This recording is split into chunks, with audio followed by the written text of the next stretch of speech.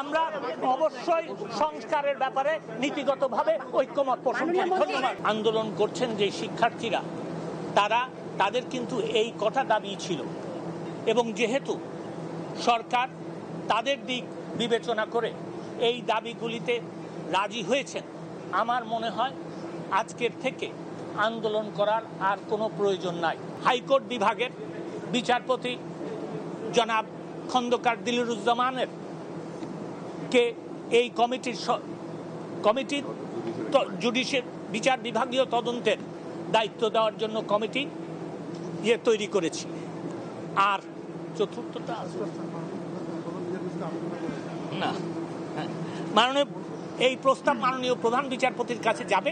মাননীয় প্রধান বিচারপতি, আমার বিশ্বাস, নিশ্চয়ই সরকারের যেহেতু এটা দায়িত্ব, তিনি সেই প্রেক্ষিতে মাননীয় বিচারপতি জনাব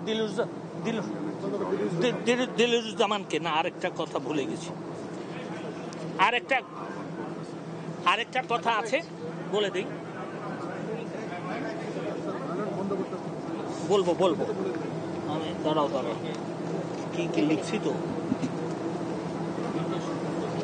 তিনটা না চারটা না, একটু দেখে নিই।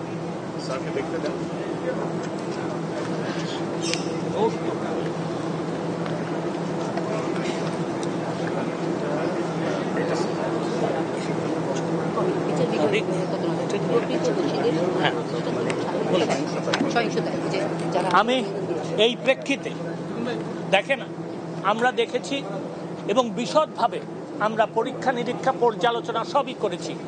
দেখা যায় যে যারা কোমলমতি কোটা বিরোধী আন্দোলন করছেন যে শিক্ষার্থীরা, তাদের কিন্তু এই কথা দাবি ছিল, এবং যেহেতু সরকার তাদের দিক বিবেচনা করে এই দাবিগুলিতে রাজি হয়েছেন, আমার মনে হয় আজকের থেকে আন্দোলন করার আর কোনো প্রয়োজন নাই। আমি সেই কারণে তাদেরকে আহ্বান জানাচ্ছি, অনুরোধ করছি, একজন পিতৃতুল্য নাগরিক হিসাবে আমি তাদেরকে অনুরোধ করছি যে তারা যেন এই সহিংসতা বন্ধ করে এবং এই আন্দোলন প্রত্যাহার বা স্থগিত করে। আমি এইটুকু বলতে চাই। আপনাদের জন্য কোনো প্রশ্ন থাকে আমি নিতে রাজি আছি। আজকে তারা প্রস্তাব দিয়েছে, তারা আলোচনা করতে রাজি আছে। আজকে আমরা রাজি হয়েছি। এটা দেরি কোথায় হলো আপনি আমাকে বলে দেন। সরকার কি আদর্শিকভাবে কোটা সংস্কারের পক্ষে যাচ্ছে কি যাচ্ছে না, আমি পরিষ্কারভাবে একটা কথা বলতে চাই। আমি এর আগেও বলেছি, আমি এখনো বলছি, মামলাটা আদালতে আছে, তাও সর্বোচ্চ আদালতে। আমরা অবশ্যই যখন এই আদালতে আপনার মামলার শুনানি শুরু হবে, সরকার পক্ষ একটা প্রস্তাব এই কোটার ব্যাপারে দিবে, এবং আমার মনে হয় যে আমরা যেহেতু সংস্কারের পক্ষে এই প্রস্তাব দিব কোটা সংস্কার করার জন্য, সেই জন্য আপনারা বলতে পারেন যে আমরা কোটা সংস্কারের পক্ষে। মন্ত্রী, এই যে আমরা যতটুকু জানি যে বিচার বিভাগের সর্বোচ্চ ক্ষমতার অধিকারী বিভাগ, তো এই দেশের এরকম বাজে সিচুয়েশনের আগে নির্বাহী বিভাগ কেন সিদ্ধান্ত নিল না? বা আপনারা, প্রথম কথা, আমি আপনার প্রশ্নের জবাব দিচ্ছি এবং আপনার সাথে দ্বিমত পোষণ করে আমি জবাব দিচ্ছি। প্রথম কথা হচ্ছে যে দেখেন, 2018 সালে মাননীয় প্রধানমন্ত্রীর নির্দেশে কিন্তু কোটা বাতিল করা হয়েছিল।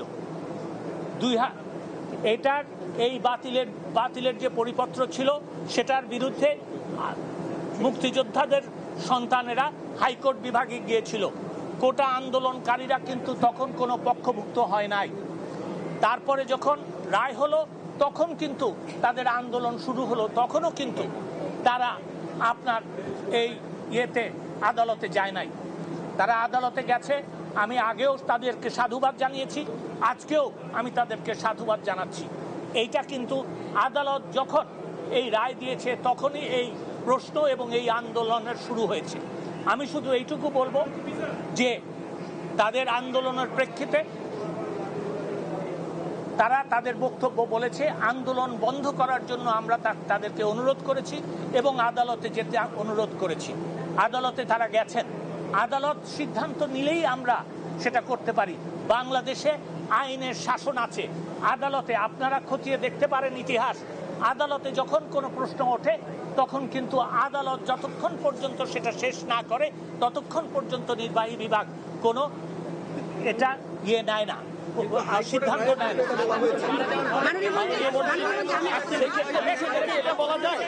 এটা বলা যায় যে আপনারা আন্দোলনকারীদের কোটা সংস্কার সহ অন্যান্য যে সকল তাদের প্রস্তাব রয়েছে সেই প্রস্তাবের সাথে একমত হয়ে আমরা অবশ্যই সংস্কারের ব্যাপারে নীতিগতভাবে ঐক্যমত পোষণ করি। ধন্যবাদ।